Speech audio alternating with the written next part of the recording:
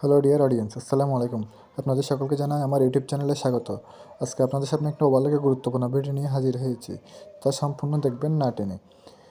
ওভারলেগের needle বার height. আমাদের প্রথমে শুরু করবো ওভারলেগের নিডল বার হাইট দিয়ে। নিডল বার প্লেট থেকে 11 মিলি, এবং তা আবার আরেকটা মাধ্যমে চেক করা যায়।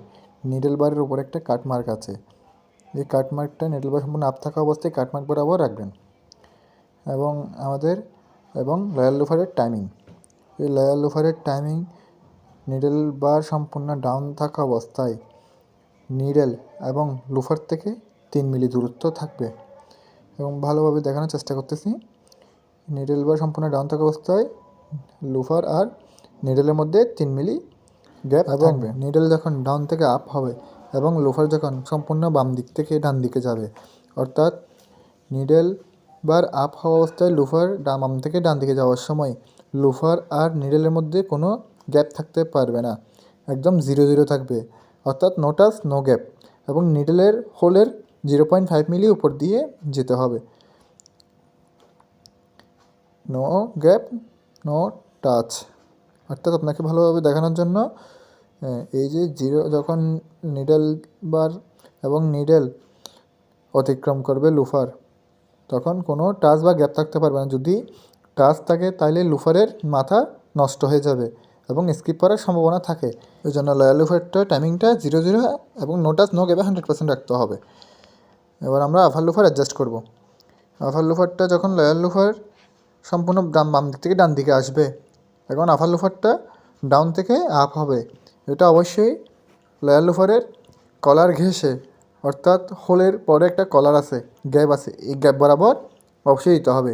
আফার লুফারটা এখন কলার বরাবর নাই, এই জন্য এটা আমরা একটু বেস থেকে একটু আপ করে নিব, যাতে লুফারের হোলে টাচ না করে এবং কলার বরাবর ঘেঁষে উঠতে পারে। তাকে ভালোভাবে দেখানোর চেষ্টা করতেছি। যখন ডাউন থেকে আফার লুফার আপ হয় এবং লয়াল লুফার বাম দিক থেকে ডান দিকে আসে, একদম লয়াল লুফারের কলার ঘেঁষে উঠবে। এবং no touch no gap, touch থাকলে লয়াল লুফারের সুতা কাটবে এবং গ্যাপ থাকলে লয়াল লুফারের সুতা নিতে পারবে না, তখন সেলাই ধরবে না। এই জন্য অবশ্যই গ্যাপটা 0 রাখতে হবে এবং কোনো টাচও থাকতে পারবে না। অবশ্যই এটা মাথায় রাখতে হবে। যদি টাচ গ্যাপ থাকে তাহলে অবশ্যই সুতা ছিঁড়বে, নাহলে সেলাই ধরবে না। এবং যখন সম্পূর্ণ ডাউন থেকে আপ হবে, নিডল এবং আফার লুফারের টাচ থাকতে পারবে না।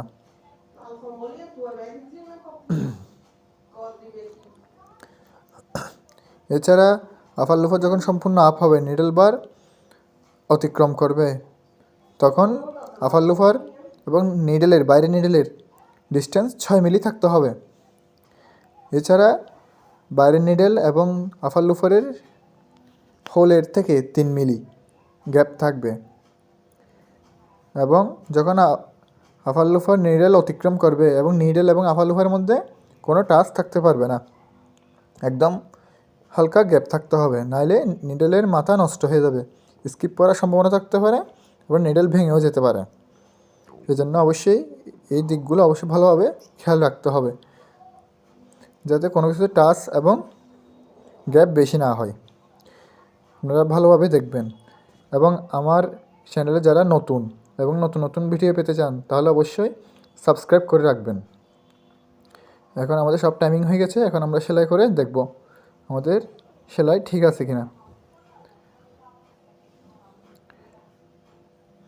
এই যে আমাদের সেলাই এবং পারফেক্ট স্টিচও আছে, মেশিনের টানও ঠিক আছে।